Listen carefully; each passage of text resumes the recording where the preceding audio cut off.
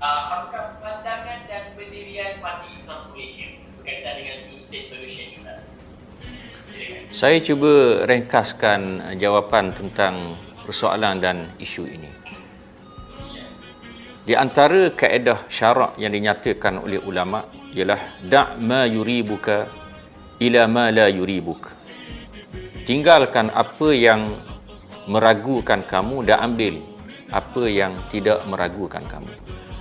Dalam isu ini, kita perlu memahami bahawa two-state solution masih lagi satu cadangan. Maknanya, ia mungkin boleh berlaku dan mungkin tidak boleh berlaku. Dan kita perlu memahami bahawa cadangan two-state solution ini, hatta negara haram Israel sendiri tidak bersetuju dengannya. Kenapa? Kerana salah satu daripada akidah Zionis ialah siasatut tawassu', iaitu strategi untuk meluaskan negara haram Israel. Bukan sahaja di bumi Palestin yang mereka jajah dan takluk pada hari ini. Kalau kita lihat kepada peta bumi Palestin tahun 1947, kemudian tahun 1967, kemudian sehinggalah ke hari ini, bagaimana jumlah wilayah makin kecil kepada rakyat Palestin.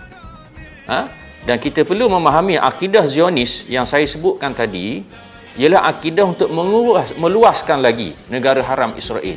Bukan sahaja di bumi Palestin, bahkan di sana apa yang disebut sebagai Israel Raya, Israel Al-Kubra, yang merangkumi sebahagian besar negara-negara Arab pada hari ini. Sebahagian daripada Turki, keseluruhan Syria, Lebanon, Jordan, Iraq, sebahagian besar daripada Arab Saudi, negara Yaman, Sudan, Ethiopia, Somalia, Eritrea, itu semua adalah negara Israel Raya yang menjadi akidah, yang menjadi agenda besar Zionis. Oleh kerana itulah hatta negara Arab Israel sendiri, sebagaimana saya sebutkan tadi, sebenarnya tidak bersetuju dengan cadangan two-state solution ini.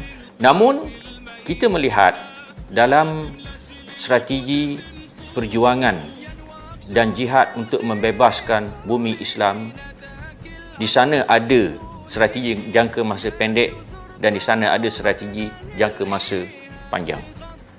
Oleh kerana itulah, kita melihat cadangan two-state solution ini sebagaimana yang disebut oleh PM baru-baru ini, dan juga hatta Hamas sendiri bersetuju dengan two-state solution berdasarkan kepada peta Palestin tahun 1967.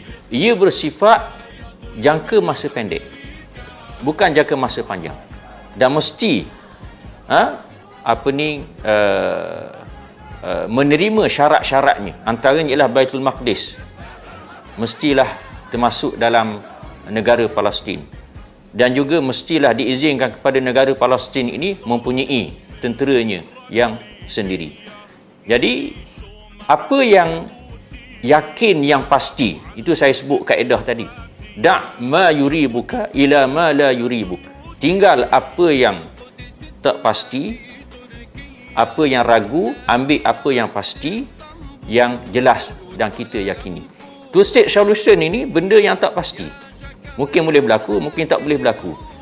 Kalau kita nak ambil dan nak terima, ia lebih bersifat sementara untuk mengurangkan mudarat rakyat Palestin. Tapi kita kena letak matlamat akhir kita, negara Palestin hanya satu. Negara Palestin menjadi milik umat Islam. Tidak ada di sana sebuah negara yang namanya Israel. Tidak ada. Dari segi syarak, dari segi sejarah, tidak ada negara namanya Israel. Negara Israel ini adalah sebuah negara haram yang mana mereka rampas bumi umat Islam. Oleh kerana itulah kita menolak normalisasi yang dibawa oleh bekas Presiden Amerika Syarikat Donald Trump. Walaupun ia sudah hilang kuasa, namun Presiden Amerika pada hari ini masih meneruskan agenda ini. Oleh kerana itulah apa yang pasti juga yang perlu kita ambil sebagai satu pendirian pada hari ini ialah tidak mengiktiraf sama sekali negara haram Israel.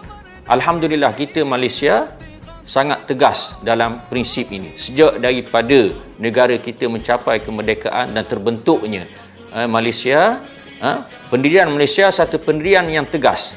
Kadang-kadang kita tidak lihat fakta ini. Kita hanya melihat two-state solution.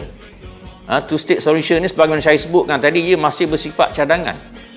Tak pasti berlaku ataupun tidak.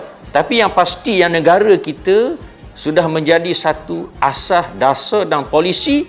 Malaysia sama sekali tidak mengiktiraf negara haram Israel.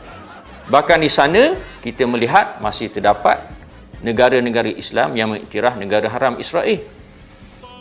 Dan lebih daripada itu lagi ialah mereka bekerjasama dengan negara haram Israel, termasuklah untuk menghapuskan agenda perjuangan bagi membebaskan bumi Palestin. Jadi kita sekarang ini hidup di zaman dunia Islam lemah. Jadi dalam perjuangan ni kena ada strategi. Orang main bola sepak pun ada strategi. Bukan sepanjang masa kena menyerang, ada masa kena bertahan.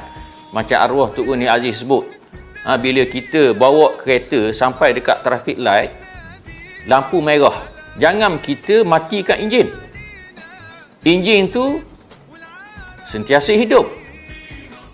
Bila lampu berubah kepada hijau, maka kita berjalan. Begitulah juga dalam situasi dan juga isu two-state solution yang saya sebutkan tadi.